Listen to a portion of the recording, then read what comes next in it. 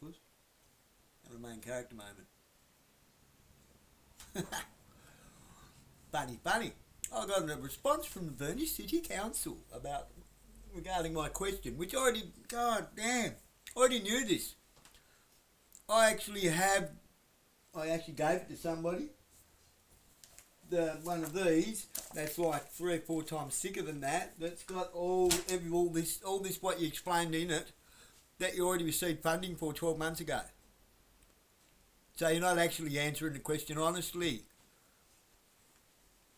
The following response is provided to your public questions received on the 22nd of January 2026 regarding funding for Burnie CBD.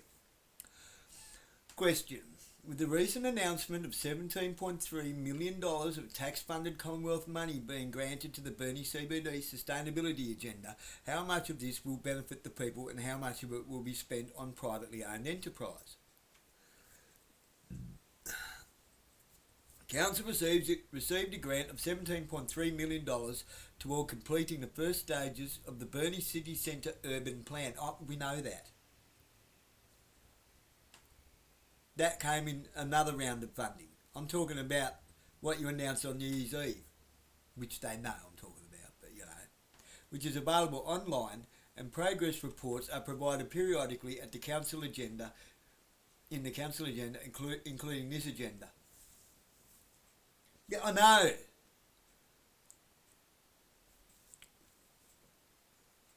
Initial funds are being allocated to the Foreshore Playground upgrade. What, you mean where we can't go swimming because the water's poisonous now? And the Burnie Arts Plaza redevelopment, and further funds are proposed to be allocated toward design in the foreshore redevelopment and city streetscape improvements in the current year.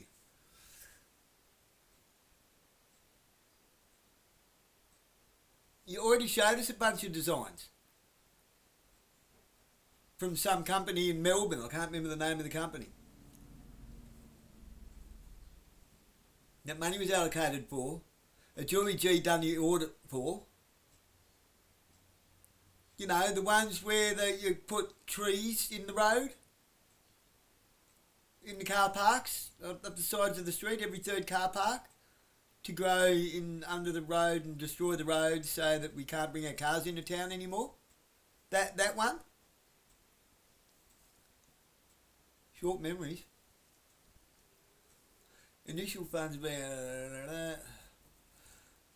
The funding is intended to be applied to projects that will benefit the community as a whole, and the urban plan was developed with community consultation on priorities that will transform the city centre. Yeah, but you don't tell them everything, do you? You will not answer a single question about what... You say that...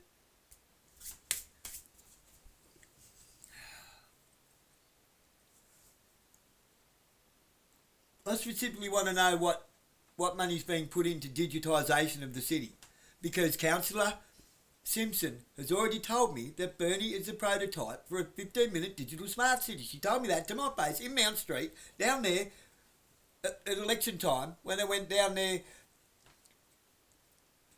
just to make an ass of myself, really. I wanted to ask some questions. I asked some questions, and that was the answer that I got.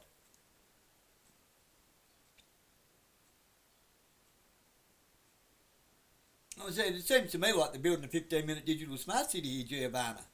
In a nice conversation, and she said, yeah, it sounds a bit scary. She goes, unfortunately, there's not much you can do about it.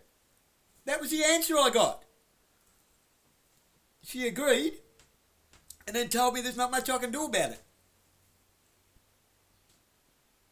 The problem is, Burnie City Council, as you are not telling people what a 15-minute digital smart city actually is, considering I've known about what a 15-minute digital smart city is for a long, long, long time.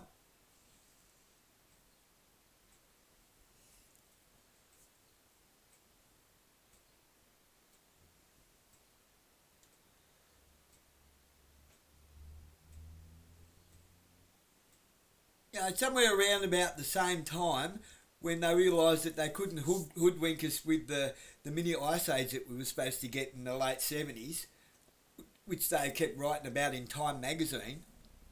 So it went from that to a hole in the ozone layer to global warming, and none of it's actually happening. So they just call it climate change, which we already had a name for that. It's called weather. We went from we're going to have an ice age, but that didn't happen. And then we was going through global warming, and the polar caps were going to melt, but yet the banks had no problem lending people millions of dollars to build condominiums on foreshore real estate. Now, wouldn't you think a bank would not lend that money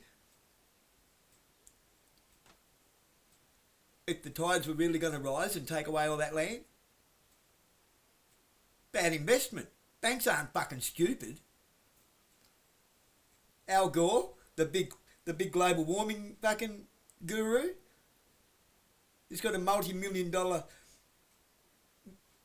like condominium style mansion right on a beach.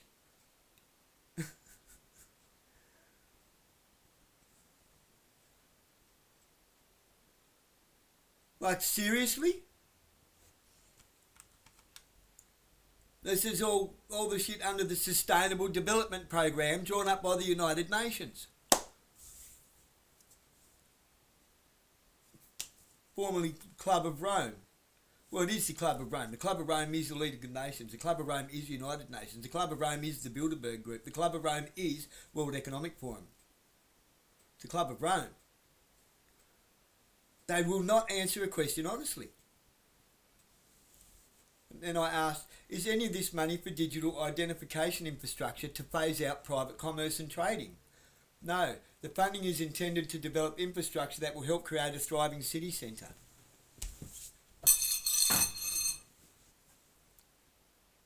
That's a nothing answer. The funding is intended to develop infrastructure that will help create a thriving city centre. What infrastructure?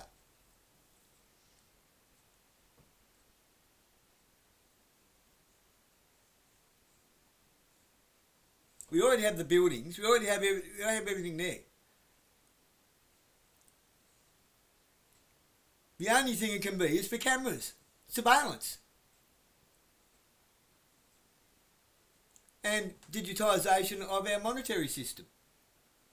Because, hello, Giovanna's already admitted it.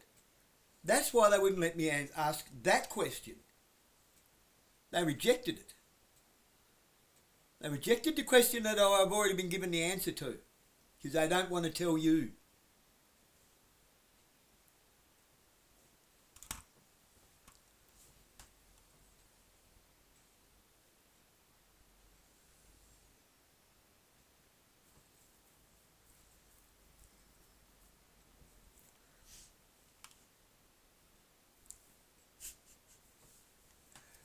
Fucking hell.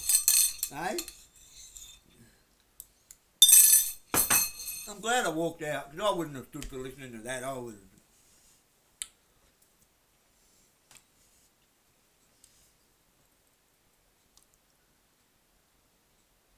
have put it straight on and say, yeah, well, that's not what Giovanna told me. That's not what Giovanna told me down there at the lecture when she was down at the polling booths in Mount Street at last election that she lost her seat in.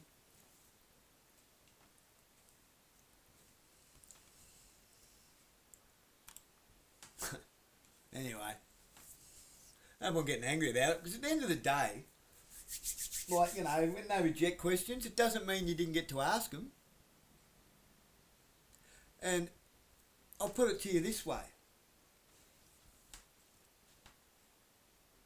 Whether my question is not really related, when I'm asking advice on where can we direct these frustrations, and they just reject the question, or even if it seems like a leading question, or whether it's conspiratorial, refusing to accept the question says a damn sight more than just being straight up and saying, look, that's not our department, but if you go to such and such, because that is the job of our public servants, to serve the public, they've all sent me round and round and round and round in circles. I think I'm on about my fifth circle now in the last couple of years. Back round full circle again. Now they're just refusing to accept the questions. I still don't have the answer.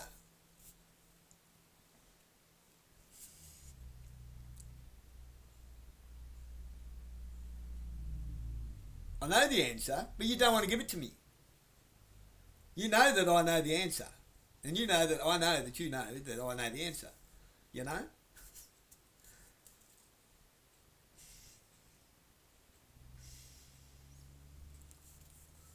Well, not all of yous. But I know those Luciferians down there do.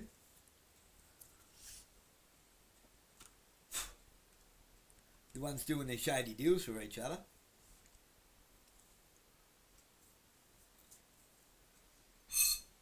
I know Christopher Lynch knows.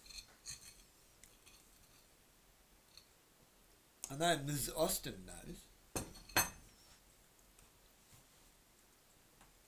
I'm not completely stupid. I know Ken Dorsey knows, because me and Ken Dorsey have had conversations 10, 12 years ago about this sort of thing. And he totally knew what I was on about back then.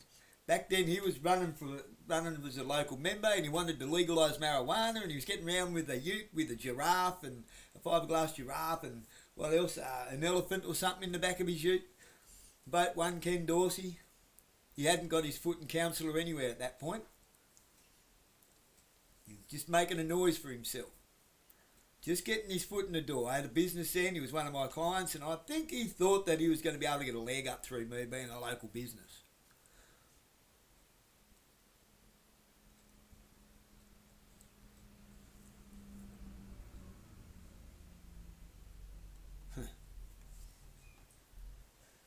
Anyway.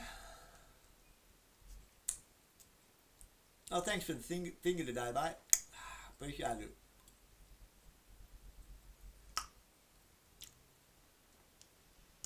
Would you like some chocolate cake?